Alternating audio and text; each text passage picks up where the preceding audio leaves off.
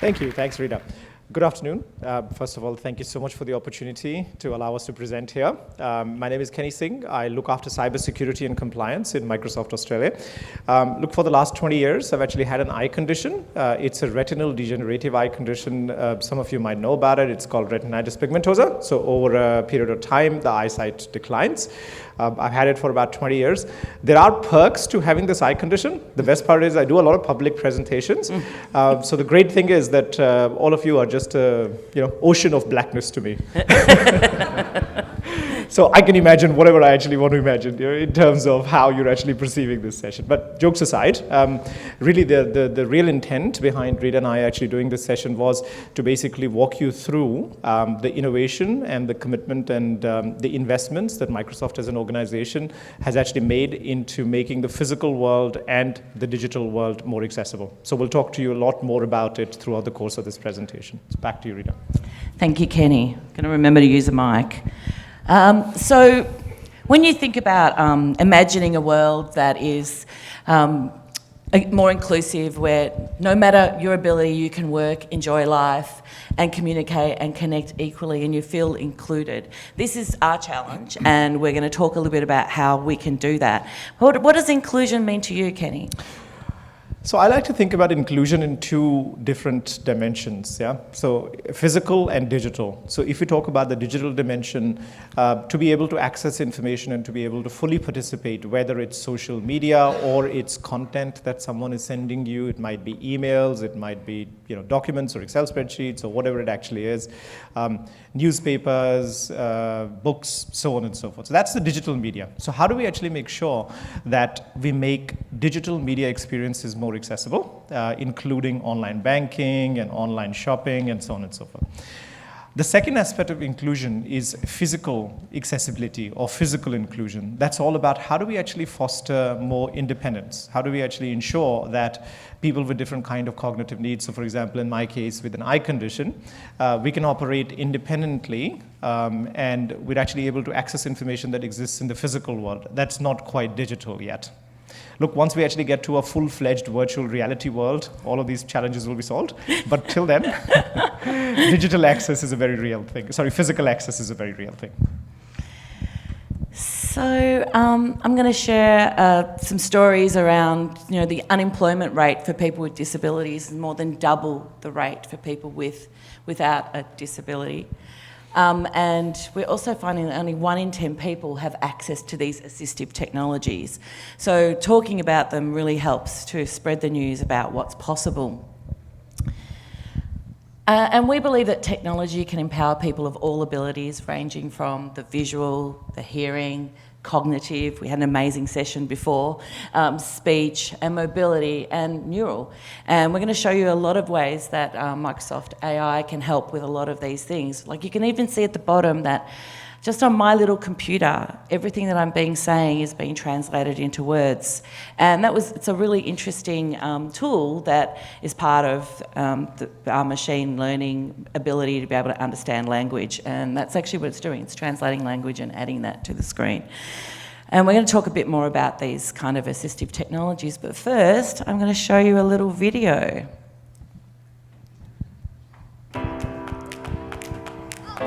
I'm Jenny Anderson Johnson. And Ben Johnson. We have 3 kids, Alden, Gavin, and Carrick.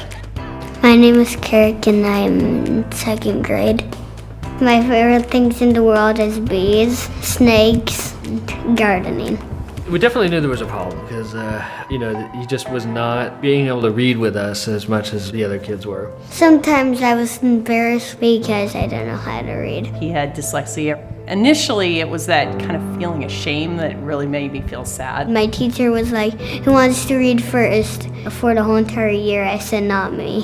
So you start wondering, what you're doing wrong. And then there's a little bit of panic that sets in. One day when we were learning, my friend came next to me and said, I know how you can do this. Just click on that button and it said immersive reader and I clicked on it. And I was just focused, my eyes were focused into it. I can say it to you, like that, or I could show you a picture. The awesome thing about immersive reader, it was just there. It was just an icon click away. I think that it's allowed him to have more confidence that he can do more. It makes me feel good and my life is more easier. The first night they kind of came up to us with a book in hand and wanting to read to us. You know, they see that twinkle in his eye. Yeah. It was something he had conquered, you know. This card was from Mother's Day. I love you, Mom. I am very impressed of your hard work that you did. The last few sentences was, "Thank you so much for helping me read." I was like, wow, this is the best Mother's Day gift. Yeah, it was pretty, I don't know, yeah, just that one little sentence, it was kind of... I am going to read as many books as I can in the world. So that's a little bit about some of the assistive technologies we have available. So that was the immersive reader. But tell us more about these tools that make the world more inclusive, both digitally and physically. So we have a range of tools. We have a range of tools in the digital arena. So specific examples that Rita's going to walk you through. I'll take a couple of examples. The Office Accessibility Checker, it's built into all versions of Office. So for example, if you're actually creating Word documents or PowerPoint presentations, you can just click in a couple of places and it'll actually tell you all the accessibility challenges with your document. We have the Accessibility Insights tool that will actually also show you a screenshot of. Essentially what that tool basically does is it actually looks at your websites, your Windows applications, and a whole raft of software and tells you what optimizations can actually be made to that software. So that's really efforts focused on making the digital world more accessible. We have a range of innovations that have come through over the last couple of years based on artificial intelligence and machine learning and the power of the cloud.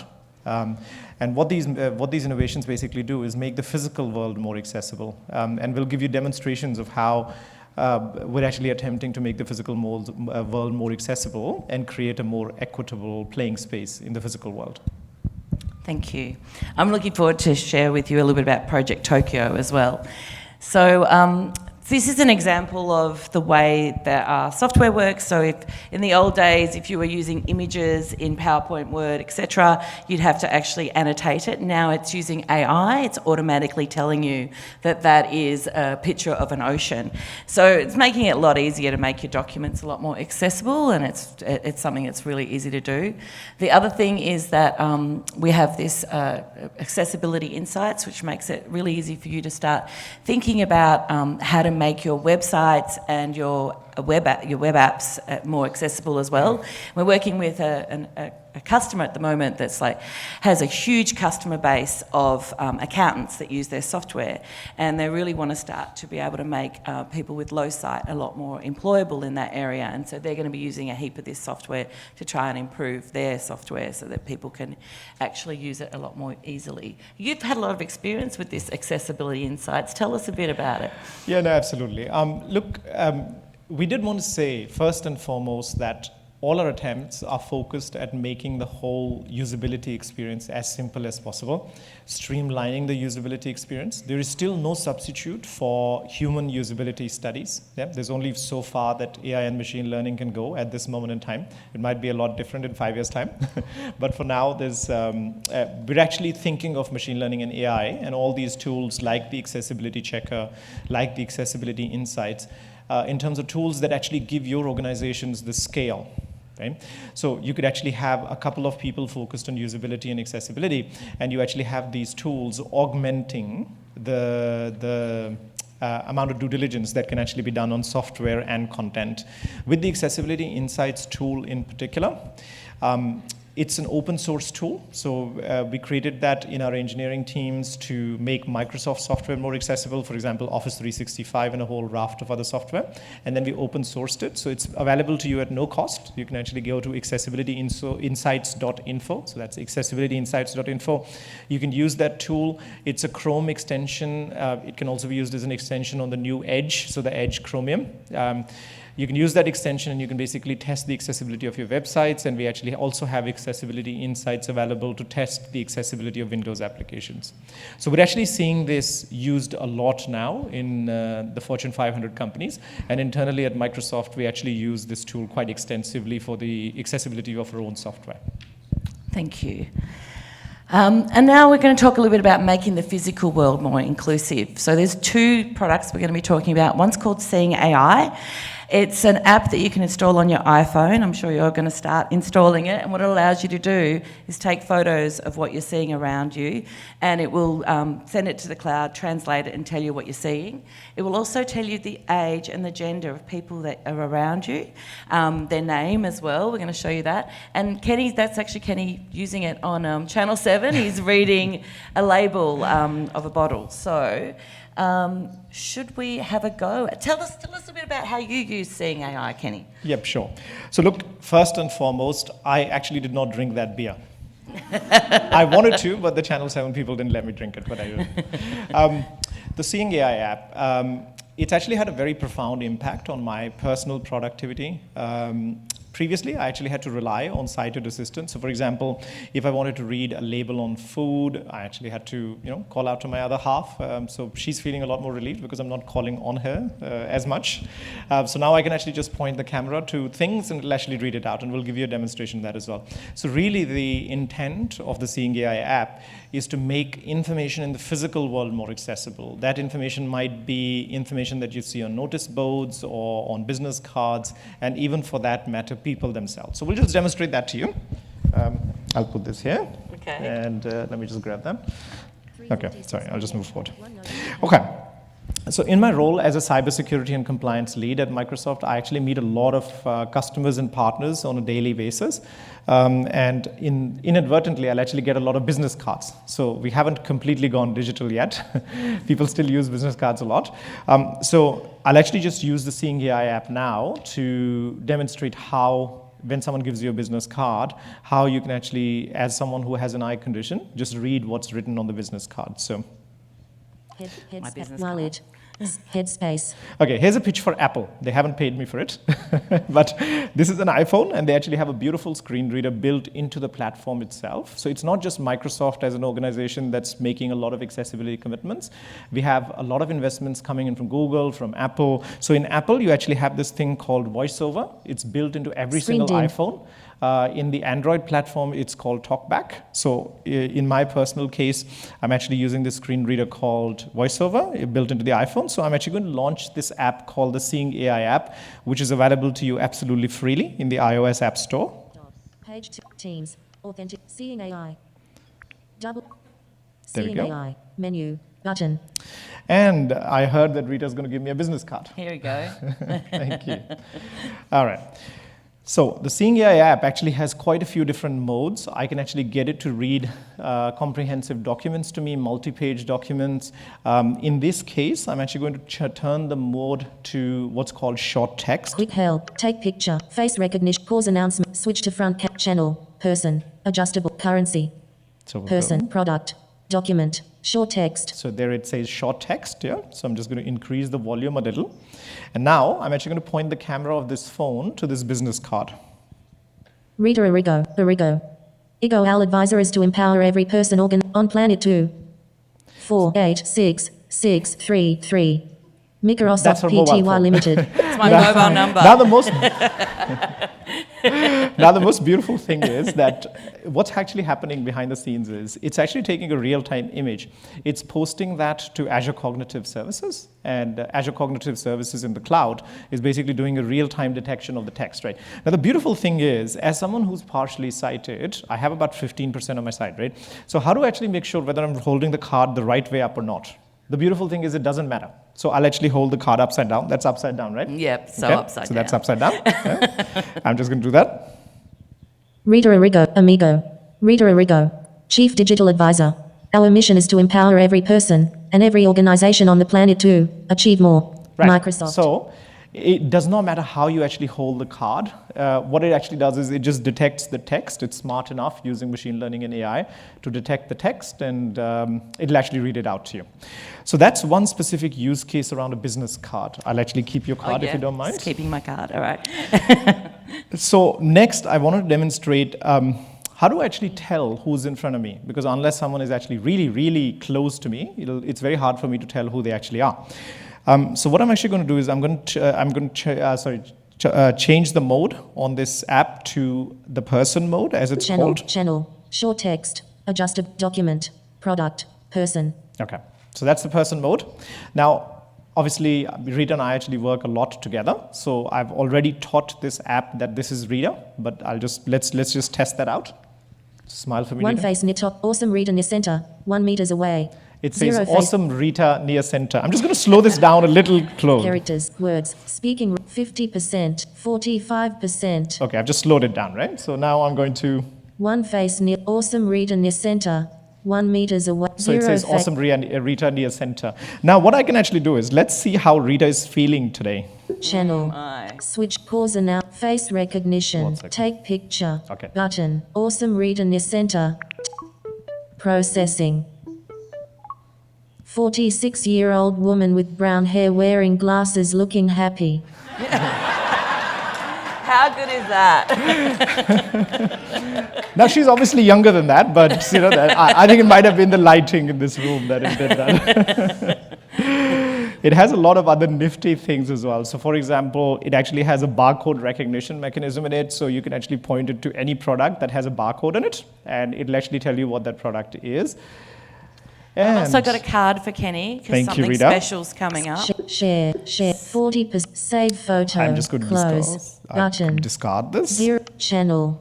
Person. Product. Document. Short text. Okay, let's see what Rita's written for me in the card. Here you go. Thank you. In early to wish you a Valentine's Day. You a S Day. Enora. Wish you a day. So what I can actually do is I can just move the camera a little like that. It just sometimes No. takes me a few seconds.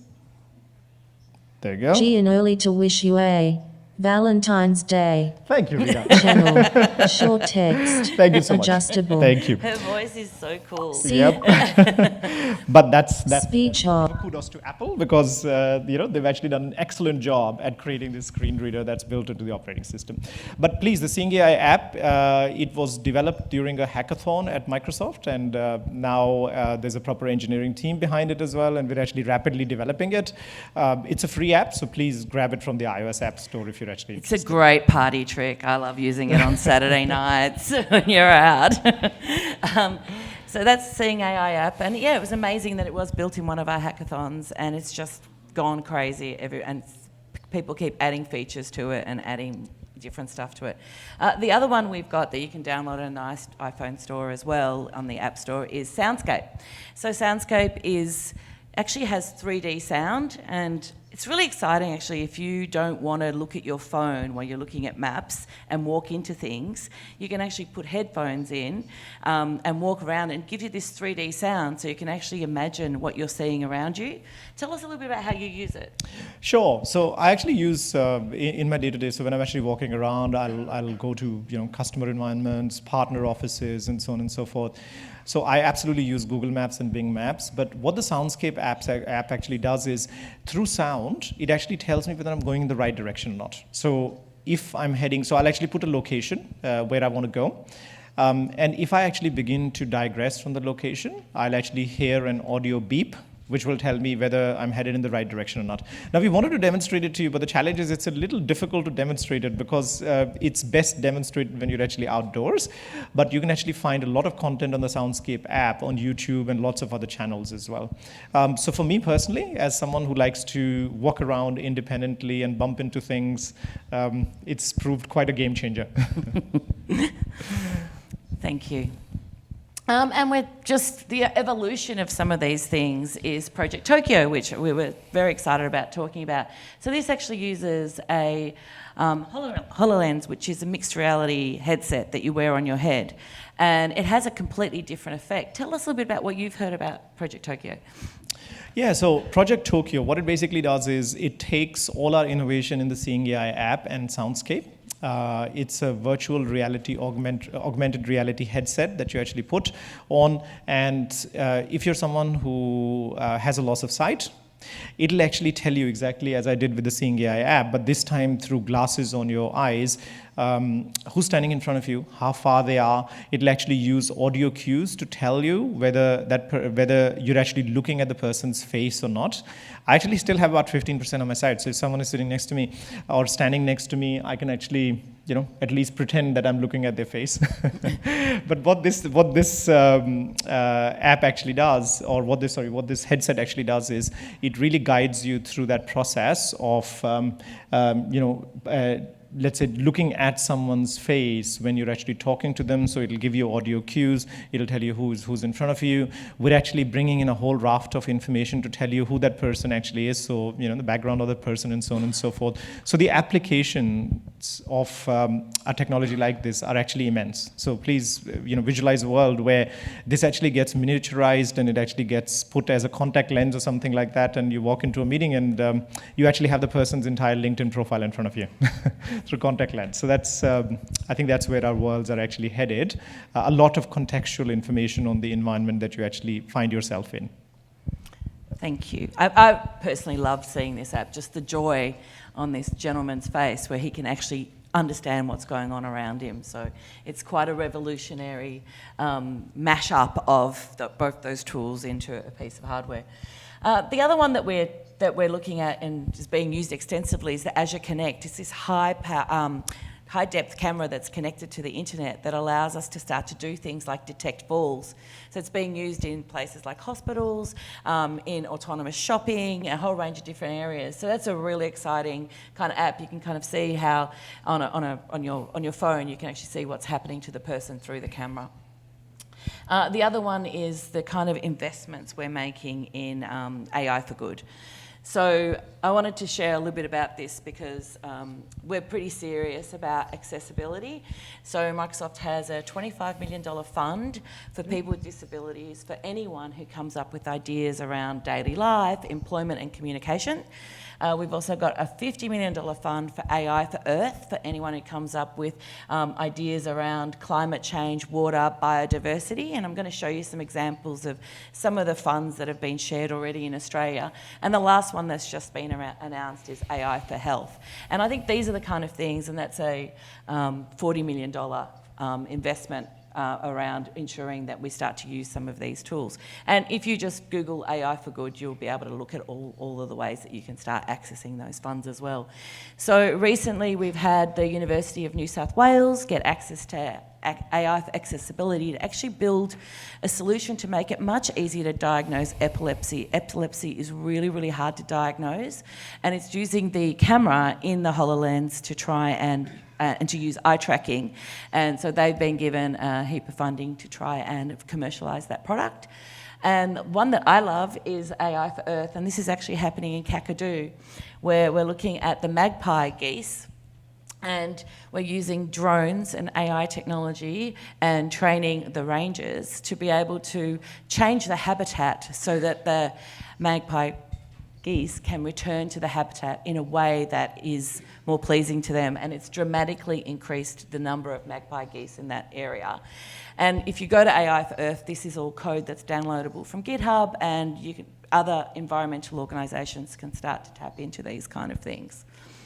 So that's a little bit about AI for Earth. We're done. We can talk about the rest of this later. Can we close with a video or close with questions? Yeah. If you want to access any of this stuff, just go to akka.ms_AI for accessibility, and you can get all the toolkits, etc. And we're just going to close. Everyone's got to download this other app, iNaturalist. It's amazing for taking photos of animals and flora, and it will tell you what it is, send it to the cloud, and it can be part of the whole conversationist movement. And will we play the video or go straight to the take? Let's play the video. Yeah, okay. We'll play absolutely. The video. So look, we're actually just going to play this video, and it shows you our investment in making another experience that was inaccessible before accessible, and that's the gaming experience. Personally, I feel a lot of inspiration when I actually watch this video. I've actually watched it many, many times, but we'd love to know how you actually find the investments that we're actually making in this area. So let's roll the video. Thank you. My name is Grover. Sean. My name is Ian. I'm Taylor. My name is Owen, and I am 9.5 years old. I only have one. And Yeah. I love video games, my friends, my family, and again video games. Whenever I play it, it makes me feel happy. The fun that you get to have with connecting with your friends. You make your own rules? It's his way of interacting with his friends when he can't physically otherwise do it. When I'm playing with a regular controller, there's some things that don't work for me. It's difficult for me to use both joysticks and the D-pad at the exact same time. And it just slowed me down a bunch more while other people were like... She's never had the freedom to play at the level she knows she could. I never thought it was unfair. I just thought, hey, this is the way it is and it's not going to change. What I like about the adaptive controller is that now everyone can play. I don't even have to look at the controller and just be like looking at the screen like, hey, yep. You never want your kid to feel like an outsider or an other. One of the biggest fears early on is, how will Owen be viewed by the other kids? He's not different when he plays.